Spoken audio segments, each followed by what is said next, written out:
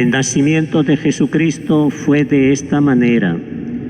María, su madre, estaba desposada con José, y antes de vivir juntos, resultó que ella esperaba un hijo por obra del Espíritu Santo. José, su esposo, que era justo y no quería denunciarla, decidió separarse de ella en secreto. Pero apenas había tomado esta decisión, se le apareció en sueños un ángel del Señor que le dijo: José, hijo de David, no temas aceptar a María por esposa, pues la criatura que hay en ella viene del Espíritu Santo. Dará a luz un hijo y tú le pondrás por nombre Jesús, porque él salvará a su pueblo de sus pecados. Todo esto sucedió para que se cumpliese lo que había dicho el Señor por el profeta: miren, la Virgen concebirá y dará a luz un hijo, y le pondrá por nombre Emmanuel, que significa Dios con nosotros. Cuando José se despertó, hizo lo que había mandado el ángel del Señor y recibió a María como esposa. Palabra del Señor. Gloria a ti, Señor Jesús.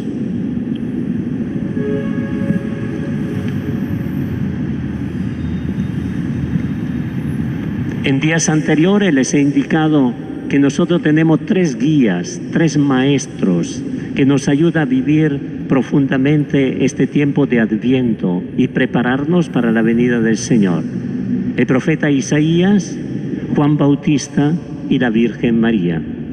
Pero esta tarde la Iglesia nos presenta otra figura, que es un verdadero maestro del Adviento, que es José, el esposo de María, San José. En la página del Evangelio que hemos escuchado vemos cómo se cumple la profecía de Jeremías. Jeremías había dicho varios siglos antes de Cristo: miren que llegan días en que daré a David un retoño legítimo, un hijo legítimo.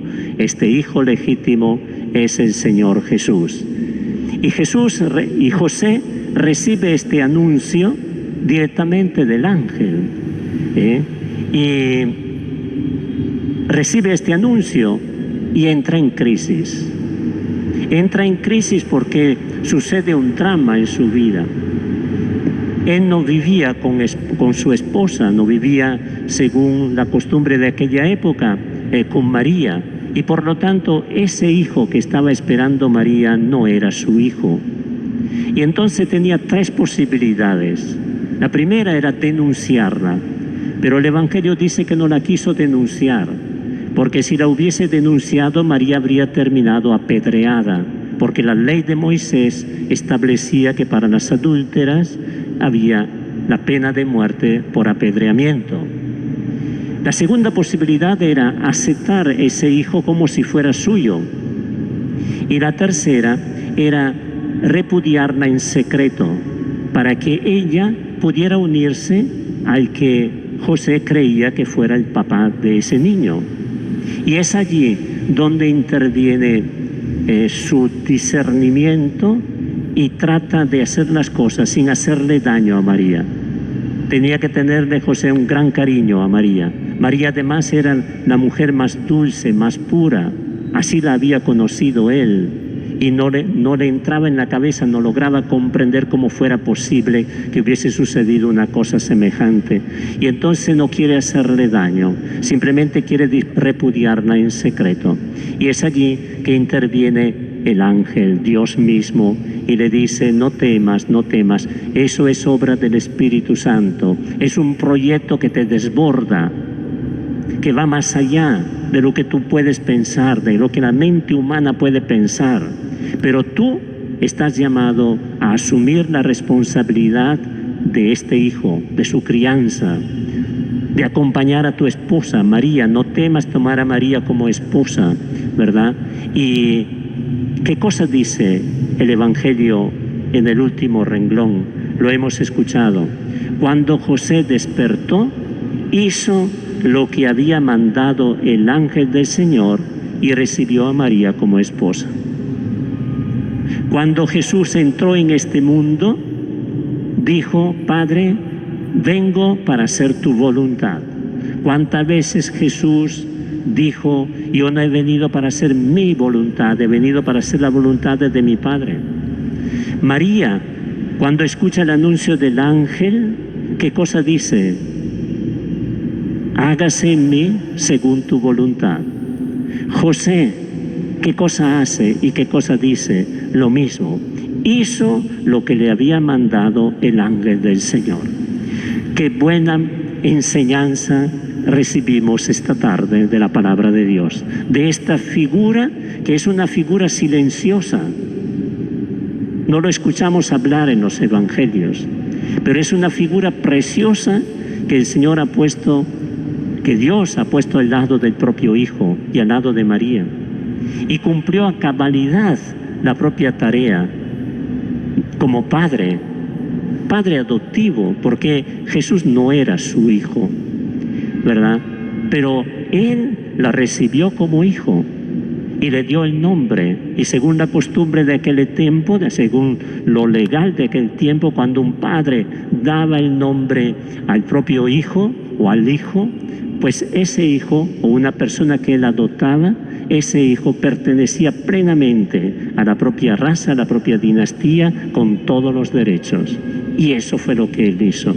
Acompañó a Jesús y a María en todas sus necesidades, en el crecimiento, en la educación de Jesús, en María, en esa tarea maternal que le correspondía hacer. Si nosotros queremos agradarle al Señor, no tenemos otro camino que cumplir siempre la voluntad del Padre. ¿Recuerdan lo que dijo María a los sirvientes en la boda de Caná? Hagan lo que Él les diga. La invitación que hizo María y que nos hace María a través de los siglos a todos los creyentes es la misma. Hagan lo que Él les diga. José hizo lo que Dios quiso. Nosotros hemos de hacer lo que a Dios le agrada. Entonces, cuando nosotros hacemos esto, estamos en el camino de Dios. Por eso, cuando nos preguntamos cómo podemos prepararnos para esta Navidad, no se trata de plata, de flores, de lágrimas, de sentimientos, sino que se trata fundamentalmente de decidirnos a hacer bien, a cabalidad, lo que el Señor le agrada. Como hizo José, como hizo María, como hizo Jesús, en grado excelso, claro está. Esto es lo que hemos de hacer. Entonces, recordando ese regalo que tenemos que ir preparando para la fiesta de Navidad, para que esa noche se dé un intercambio de dones, Jesús que se entrega a sí mismo y nosotros podamos entregarle algo, aquí tenemos una indicación preciosa. ¿Qué tenemos que hacer? Cada uno examine la propia conciencia. ¿Cuál es el pecado que cometo con más frecuencia? Y el pecado es desobediencia a Dios. Tengo que arrancarlo de mi vida. ¿Cuál es el bien que pudiendo hacer no hago? Pecado de omisión. Trataré de hacerlo. ¿Cuál es aquel bien que me cuesta mucho hacer? Yo sé que lo tengo que hacer, pero ¿cuánto me cuesta? Pues intentaré poner más esfuerzo, fiándome más de Dios y fiándome más de la Virgen María. José hizo lo que hizo porque él se había entrenado a hacer la voluntad del Padre. Habría podido decirle José: pero Señor, no me metas a mí en este asunto, no quiero saber nada. Habría podido decirlo, pero no lo dijo. En cambio dijo, no sabemos qué cosa dijo, pero dice el Evangelio, hizo lo que le había mandado el ángel. Hizo, hacer, escuchar la palabra y ponerla en práctica. Vamos a pedirle a San José que nos ayude en esto. Él que lo ha hecho tan bien, ¿verdad?, hasta llegar a la cumbre de la santidad, pues que nos ayude a nosotros, que a veces nos cuesta.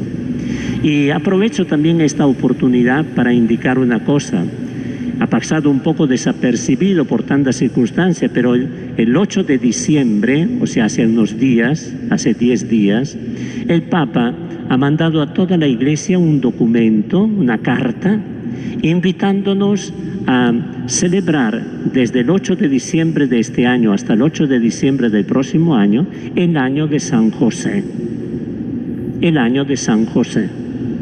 Es una carta muy bonita, ojalá que en internet la encuentra, ojalá que la pudieran leer.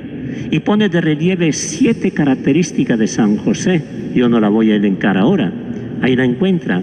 7 rasgos del perfil psicológico y espiritual de San José. Muy bonito. Y nos da la posibilidad también de ganar las indulgencias plenarias, confesándonos, comulgando y rezando por las intenciones del Papa. Entonces tenemos un año de gracia que podemos aprovechar. Hablaremos de ellos también en otras circunstancias, pero tengámoslos en cuenta que es un momento oportuno para crecer en santidad de vida, siguiendo el ejemplo de este gran maestro que es San José.